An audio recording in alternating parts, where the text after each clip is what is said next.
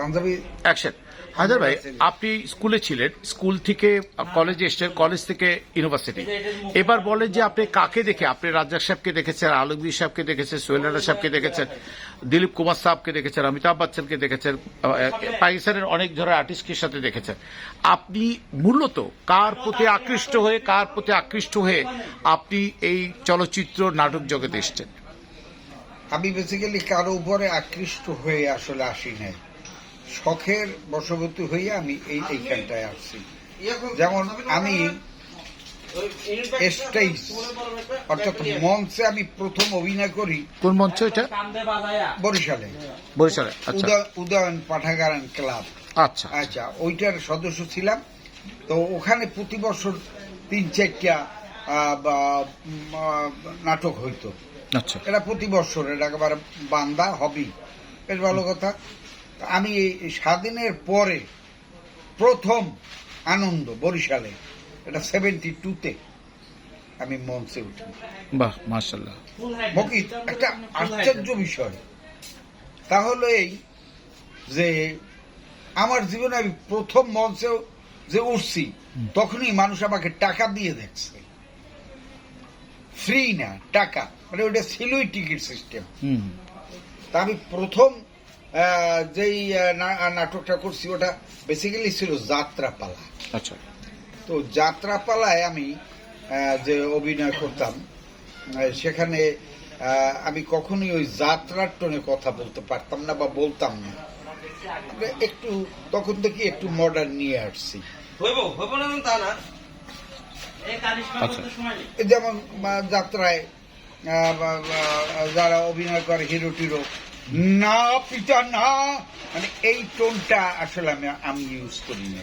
আচ্ছা আচ্ছা, এবং আমার বড় ভাইরা, বেসিক্যালি সে আমার গুরু। আচ্ছা, সে বলছে যে তোমাকে এই বছর আমাদের সাথে অভিনয় করতে হবে। কি নাম ওনার?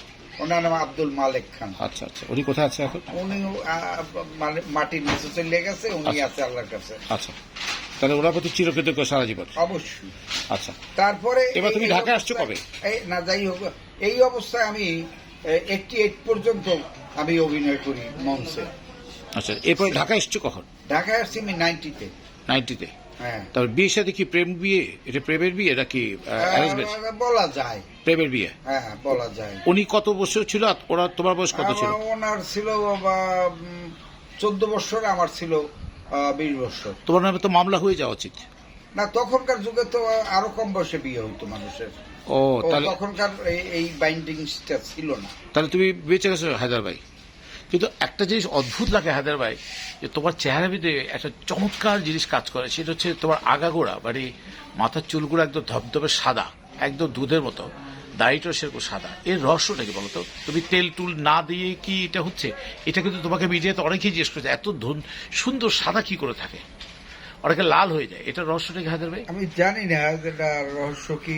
আল্লাহ পাক যেভাবে আমাকে রাখছে, আমি এভাবেই আছি, এভাবেই আমার এই চুল দাড়ি সবই এভাবে ভয়েড হয়ে গেছে।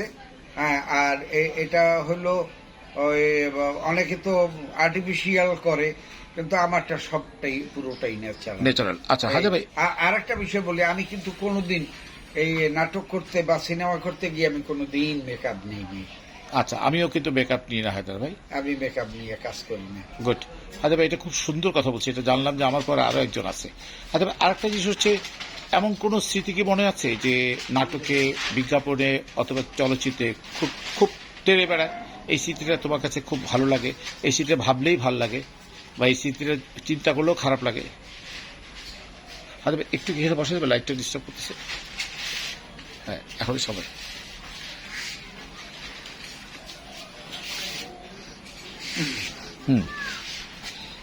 এমন কোন স্মৃতি আছে? অবশ্যই একটা স্মৃতি আছে, এবং স্মৃতিটা কঠিন স্মৃতি। বলতো আসলে অনেক সময় আছে না যে তুমি যা চিন্তা ভাবনা করবা, তার ফলটা তুমি হয়তো কোনো না কোনো এক সময় ওটা পাবা। কিরকম? যেমন আমার অভিনয় জীবনের যদি স্মৃতির কথা আমি বলি, তাহলে আমাকে একটা সিনেমার কথা বলতে হবে। কিরকম? সেই সিনেমাটার নাম হলো ঢাকায় পোলা বরিশালিয়া মাইয়া। আচ্ছা, গুড। ডিরেক্টরকে? ডিরেক্টর হলো ওর নাম হলো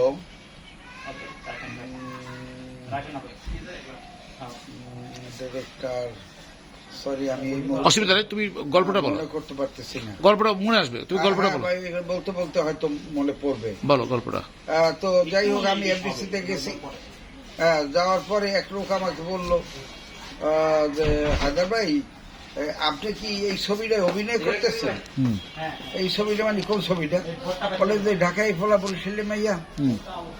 ঢাকাই ফোলা বরিশালে মাইয়া নামটা শোনার সাথে সাথে আমার ভিতরে আলাদা একটা ফিলিংস চলে আসছে। বরিশালে মাইয়া, তার মানে বরিশালের ওদের একটা পার্ট আছে, একটা আছে, সাবজেক্ট আছে। তো আমি সেখানে তো থাকতেই পারি। আচ্ছা, ডিরেক্টরকে, তার ডিরেক্টরের নাম বললো।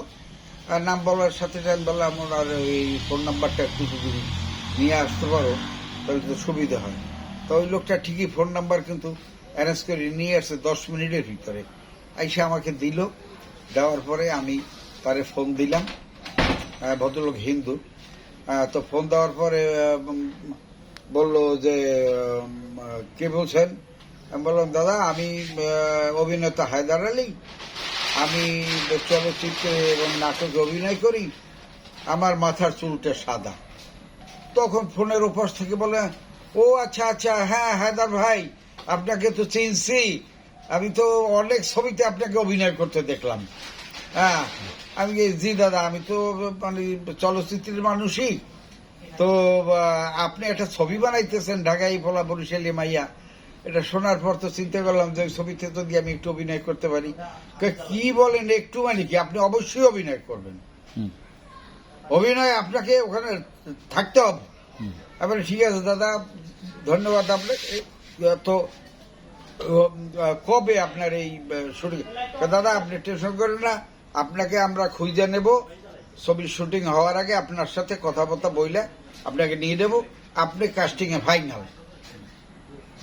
বেশ ভালো কথা। আমি তো ওইভাবে রয়ে গেছি। তারপর তো কত সিনেমা, কত নাটক করতে করতে করতে করতে ওই সিনেমার কথাও আমি ভুলে গেছি। চলচ্চিত্রে, বাংলাদেশে চলচ্চিত্রে কার অভিনয় আপনাকে মুগ্ধ করেছে?